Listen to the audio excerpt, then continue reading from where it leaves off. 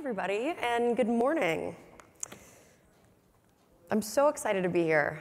And one of the reasons is because, like you all, I am a storyteller. For over a decade, I was one of the faces of E! News and then Entertainment Tonight. It was my dream job.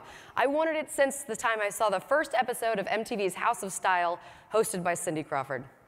It's probably a little before your time, but it's a great show. It's on YouTube. You know, I covered everything from the Oscars to the Golden Globes, movie premieres, fashion shows, celebrity marriages, their inevitable divorces. It was amazing, but in 2010, my life completely changed when I met this man, Philippe Cousteau, Jr. Cousteau, what a name, right? My husband is the grandson of legendary underwater filmmaker, explorer, and just all-around badass, Jacques Cousteau. His father, Philippe Sr., was on most of the expeditions that they filmed for the undersea world of Jacques Cousteau. They won Oscars, they won Emmys. He actually invented scuba diving. I think a lot of people forget that. It was Jacques Cousteau who invented the aqualung that lets all of us breathe underwater and swim like manfish. But if you think about it, the undersea world of Jacques Cousteau was actually the world's first reality show. They showed the crew on the boat, smoking and drinking and exploring, but you actually watched that show because you wanted to see what the crew was doing. You wanted to be a part of the crew. Now, like I said, when I met my husband, I cared about the environment. I recycled. I donated my worn-out clothes, and I really was passionate about animal welfare. But as Philippe and I started dating, and I got deeper and deeper into the environmental movement, I started having this dilemma. Part of my life was all about celebrity culture, glamour, fancy things, and the other part of my life was about saving the world. And I really didn't understand how these two paths would cross and intersect. Until one day, I was asked by the UN to open the Convention on Migratory Species in Quito, Ecuador. It was great. I can talk. It was fine. But that night, they asked me to go to an event where all the dignitaries were going to be. I was really nervous. I made sure I read up on all my big endangered species issues. I wanted to make sure I knew just how many hammerhead sharks were left in the world. I wanted to be prepared for these conversations that were going to come my way. At the dinner party, instead of people asking me about sharks and underwater fish, they wanted to talk to me about celebrities. There are these distinguished UN delegates, and they wanted to talk to me about how tall is George Clooney? He's about my height. Is Charlize Theron really that pretty? No, she's actually even more beautiful in person. Who's the biggest dick in Hollywood? I'll tell you guys later. That's when I realized that if entertainment can actually touch these amazing, engaged people, then entertainment can save the world. Now, let's look at the very definition of to entertain. It means to hold the attention of. So I'm not just talking about trashy magazines and the Kardashians. I'm talking about engaging storytelling, riveting movies, spectacular television shows, and really good ad campaigns. And I just lost my thought. Sorry, guys. I had a whole thing about fake news, and I realized, you know what? Fake news is fake. So I don't even want to talk about it. On that note, we realize that the power of entertainment, if used by good people or bad people, is extremely powerful. It can get people elected. It can start a revolution. So I want to make sure that we're all using this power of entertainment for good. Look at what Blackfish did for the marine mammal movement. Now, that was a decades-long fight to release whales, mostly, in captivity. But it actually wasn't until the film Blackfish came out that the general population got excited about it. They boycotted, they changed laws, they almost brought down a multi-billion-dollar business. That was just from a film, you guys. Just a movie that was made by a director who only went to SeaWorld with her kids, and she thought, this doesn't seem right. It wasn't a marine conservationist. I always love that story. Right now, we are dealing with a massive crisis. You guys all know the huge issues that are facing us with climate change, with ocean acidification, and with possibly the collapse of our fisheries. We have to use every single tool we have in our arsenal to keep fighting for these issues. Let's leverage this universal lust for entertainment to do good. And to do that, we need to use great storytelling.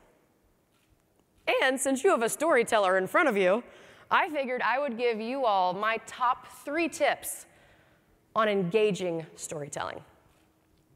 All right. Sell your story. You guys all know that. I don't even know why I'm telling you that. But what I am going to tell you is sometimes it's something a little different. First impressions matter. Our parents always tell us that. Make sure that when you are creating something, that first impression, usually your title or your name of your group, is so very important.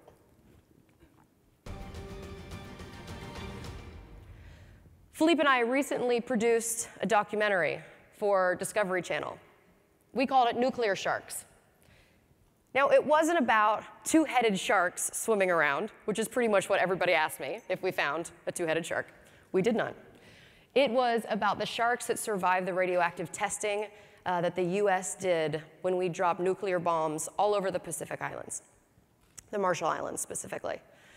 And we studied how the population of gray reef sharks were able to come back and flourish again in this destroyed ecosystem by nuclear bombs.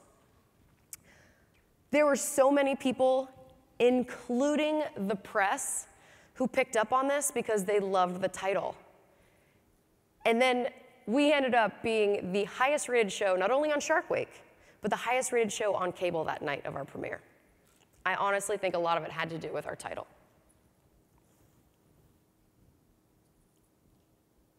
Number 2, simplicity. I touched on this a little earlier, but Donald Trump used this amazingly during his campaign. Bill Clinton did the same thing during his run for presidency with his slogan, "It's the economy, stupid." Even when we're talking about these huge, big issues, and even if you are the smartest person, you have to make sure that you're not talking above your audience. Because when you talk above them, they're going to change the channel, they're going to switch to a different video, and whatever you have to say is going to fall on deaf ears. Humor matters. We're facing some catastrophic issues. This is some heavy shit. And sometimes you can't just beat people over the head with it over and over again. Sometimes one of the best things you can do is make people laugh. Great Big Story presents a marine motion picture like no other. Learn the mysteries of the deep from the elite crew of mariners. See the submarine world like never before. Oceanauts, engage.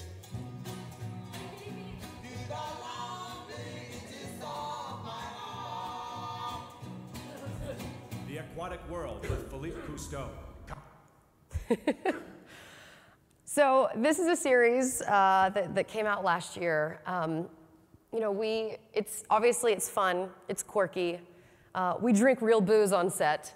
But the other thing that's real about this is all the science. Everything we say in the show is based on real science. We're teaching people about narwhals, about underwater volcanoes, about our fishing issues, but we're doing it in a fun way.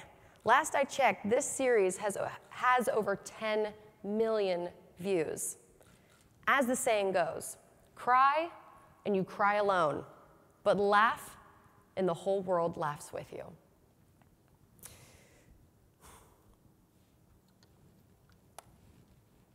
We must look at our power and our influence that you all have, because this is what is going to change these huge issues facing our world. You all hold in your hands the power of all the content that you can create and use that for good. One of my favorite things is when I see industries taking world matters into their own hands.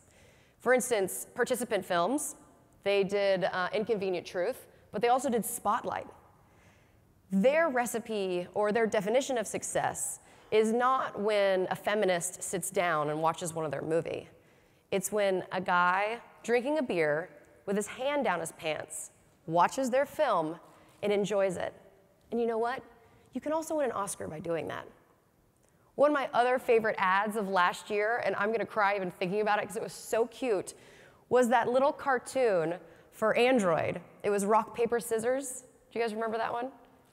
If you don't know what I'm talking about, please go look it up. But it was this cute little animated ad about a little, I forget if it was the rock or the paper, but somebody was getting bullied, and somebody stood up for him, and then they became friends.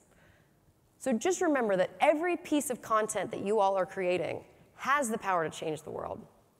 And when we all use this power, we will change the world. Thanks, you guys, and I can't wait to hear your projects.